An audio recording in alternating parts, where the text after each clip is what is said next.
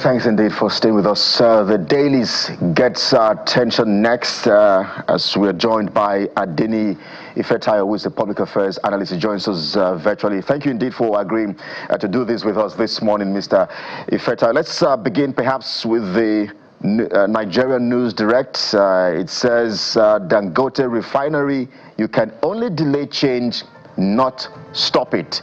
You can only delay change, not stop it. Otedola tells marketers. Hails Tinubu's deregulation policy for dismantling oil industry cabals. Mr. Ifetayo, this has been in the news now for, I think, for almost 1 month. The back and forth between Dangote Refinery and the truck drivers, the marketers, Pen, Dapman. We'll get to talk about that on the show today. But some would just say, you know what, Mr. Femi Otedola is friends with Africa's richest man. Perhaps maybe that's where he is coming from. But I wonder what your thoughts are indeed.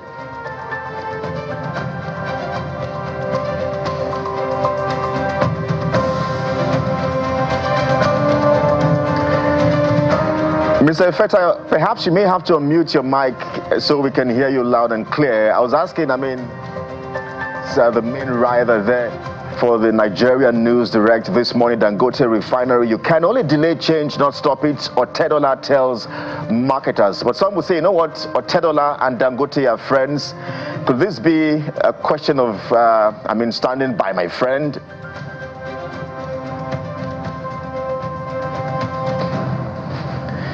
Okay, well, I'm told that we cannot get your audio, Mr.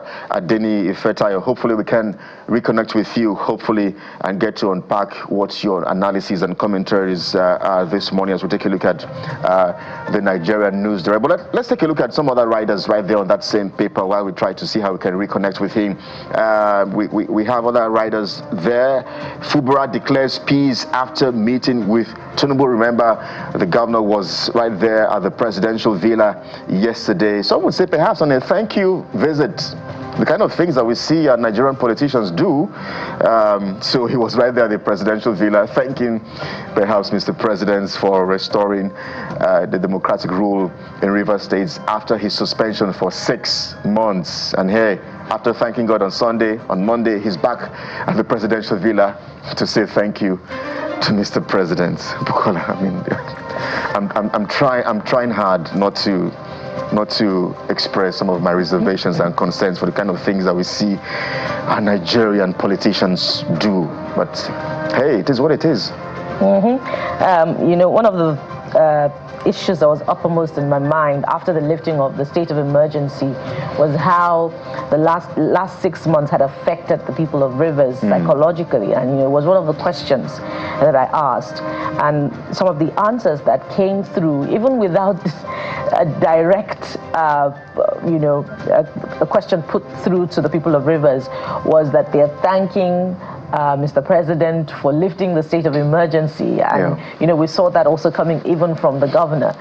So that's quite telling about how politics is played. Oh, how thankful we are as a people. The state of emergency it elicited massive condemnation nationwide from both legal luminaries and politicians, and for the people to emerge grateful for the lifting of a state of emergency, something that set the state back by 6 months, something that was challenging court, even though we didn't get a definitive direction of the court educating the people on the implications of that section of the Constitution. So it says a lot about our politics. The governor has eaten the humble pie, so much of it that it has to be grateful for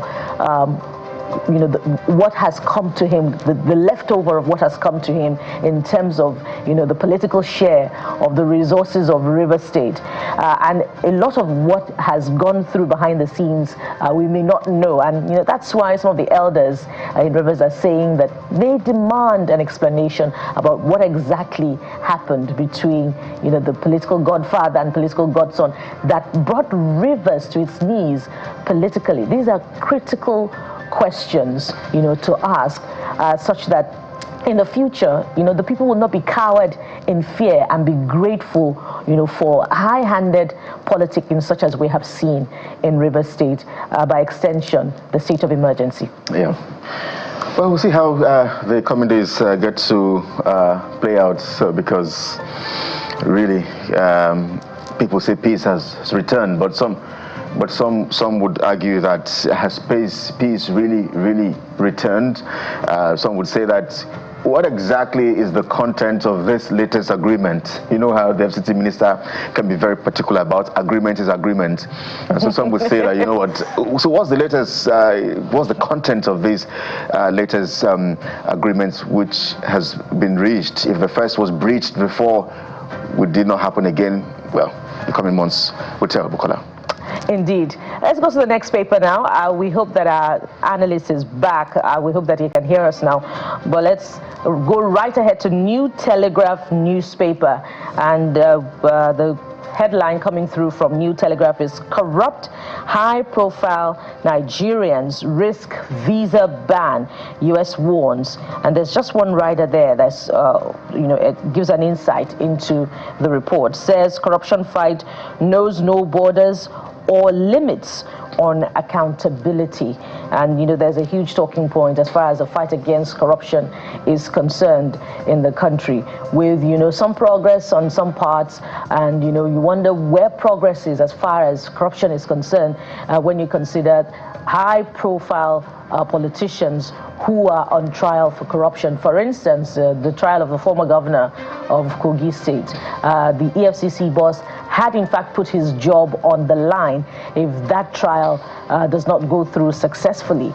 But some would say very little is coming out of that, and in fact there are other trials of the last decade of politically exposed persons that have not recorded much progress.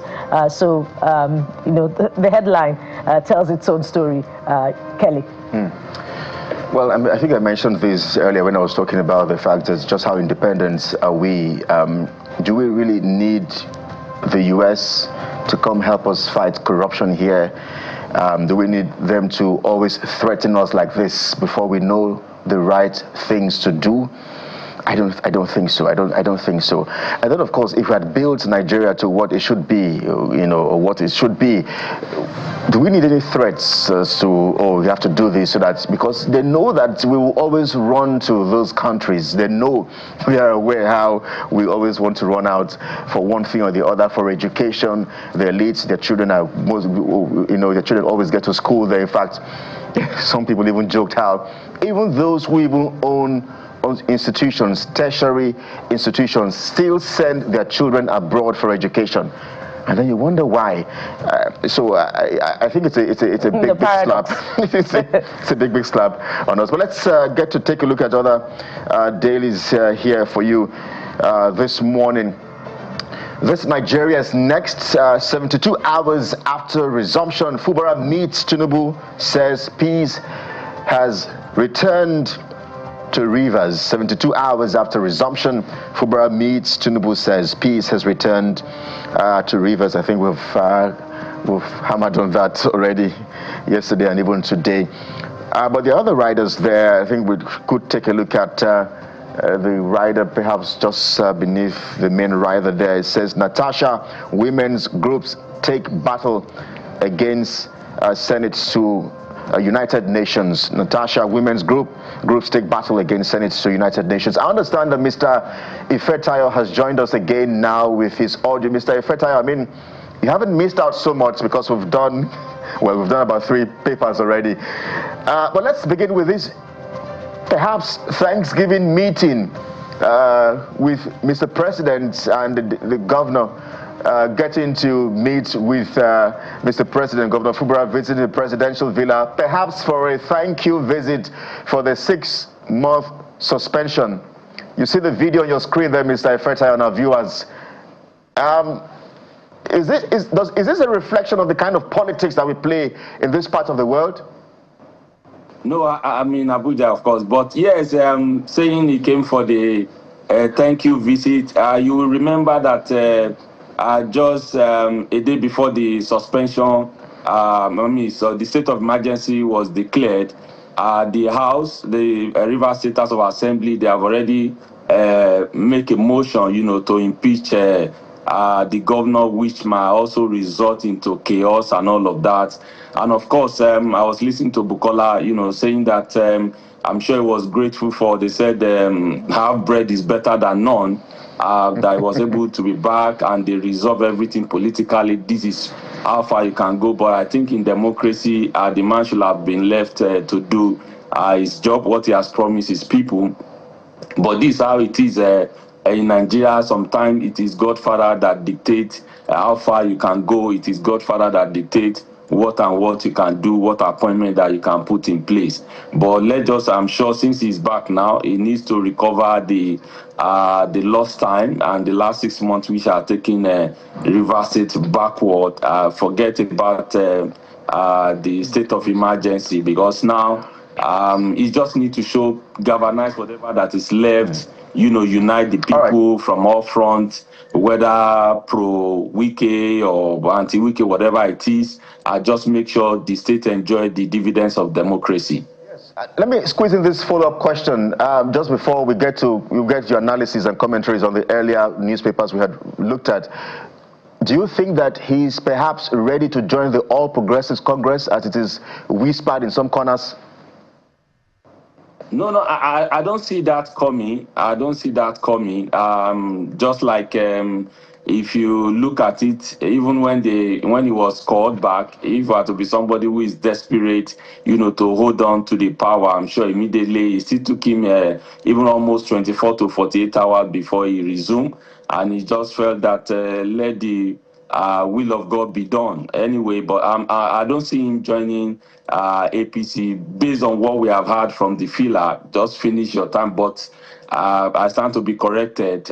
Finish your tenure and go. Just have your one shot. And since Wike said he has forgiven him, let's see that he has forgiven indeed, and he has forgotten about what has happened in the past. Maybe they will allow him to run for the second time. The lead has been put on that now, hopefully, and there will be peace in Rivers State. Let's go to the Guardian newspaper now, and the Guardian newspaper, trails on an issue that affects everyone. 24 states backpedal on electricity decentralization over tariff debt risks, and typical with the Guardian, they give a breakdown, an illustration of what exactly is happening. These are the issues: key risks, tariff shortfalls, subsidy reemergence, capacity gaps in state regulators, transmission bottlenecks, legal overlaps, legacy debt, energy theft, and non-repayment. The question that clearly emanates from the state of electricity regulation as decentralization begins gradually is that, are states ready, despite the legislation that now empowers them, to regulate that sector? Yes, of course, they've been clamoring for it from the days of estimated bill and all of that. And since there's a legislation in place that empower the state to generate and maybe now to distribute, the federal government has to be in place, or they have to oversee it. I think it's something that they can embrace. They know what they need. They know the capacity of the energy they require in each state. And of course, it will make people to pay for exactly what they use. But backpedal or standing back and, standing aloof without doing anything, I'm not sure some of those states or their leaders in those states are the one the best for their sector. And if you are clamoring for investor, one of the things investors will look at is stable electricity, because you need electricity to power home, to power offices, and one or two infrastructure and all of that. So if you don't have electricity, I think it should be, it's not talking about their for them to retract or go back. We are talking of even renewable energy, solar energy, wind energy, and all of that. Those are the things they should explore and give the best for their people. If it is one of these things they can do before they leave the office, I'm sure people will not forget, will remember them for good. But going back, because there's a legislation in place, they are clamoring for it. I think it's a thing that they need to do. They can think out of their box. How can they do it? Public and private partnership. Yes. But Mr. Ifeta, if they are grappling with the old template, how possibly can they, have the political will to invest in other forms of energy that you've listed? Energy, wind, solar. Like in some part of Nigeria, we are blessed with, I won't say a hot sun. They can make use of that. Some part of Nigeria, we are blessed with, what's it called, the winds. A arable land that can be used to deploy solar, to deploy wind. Some of us, we've had opportunity to travel abroad and to connect from one country to the other. You will see a field that is made up of wind energy and all of that. So those are the things that can be used. They should invest in it. It's just that some of them, if it's not profiting them now, it's not something they can get immediate result. They don't want to venture into it. And governance is a continuum. You do it to the extent that you can do it, that people will remember you for. It's not just for us to just do the normal one. Electricity is very key for any leaders or any governor that meant well for his or her state. Let's quickly take, your positioning on the earlier story from one of our papers, and it has to do with, the back and forth between Dangote and the marketers. Otedola is telling them, look, you must embrace change, and that caused quite some stir, on X, social blogging networking site yesterday. Mr. Ifetayo, everybody wants to buy petrol, and everybody has embraced the stability that is obtainable now, particularly with the operations of our own homegrown refinery, Dangote Petrochemical Refinery. What do you make of this, back and forth between Dapman and Dangote? Yes, change is difficult for some people to adapt, and they said the only thing that is constant is change. I think the marketer, they can embrace it, because what will it profit them? Buying forex to import refined crude product, and selling with a margin. And here is somebody who has come, to solve that downstream, even upstream and downstream problem once and for all. So I think it's something that they should embrace. If they're having challenges, they can sit at the table. But going against it, because it's a good thing for us. You remember just a few days ago, for the first time, Nigeria, Dangote in quotes now, was able, to export some refined crude oil into US, which is, in terms of forex, it will do a lot for our economy, etc., etc. So I think the marketers, if there are gray area, they are still finding it difficult. They can still sit around at the table and say, look, give us also time, let's maybe we have some storage, let's even convert it, we can exchange it. So many things that can be done, because Dangote coming on board has resolved one of the major headaches that we have in our economy today. So Otedola saying it's not because he's his friend, he's just stating the obvious. The only thing the marketers are complaining, when change take place, it's just like you are building a house. The foundation, the excavating and all of that is rigorous, and it does not look pleasant. But they should look beyond now and embrace the change that have come, because it saved us a lot of forex. Well, it's perhaps a fine place to anchor our conversation with you and review with you this morning, Mr. Adeni Ifetayo, Public Affairs Analyst, live for us from the nation's capital, Abuja. Thank you. Thank you. It's my pleasure. All right, so this is the morning brief. Officially, we get to unpack our first conversation this morning as we take a look at national security. There's so much concern in terms of Nigeria's security architecture this morning. We're live in Abuja in just a moment as we get analyses and perspectives. Please stay with us.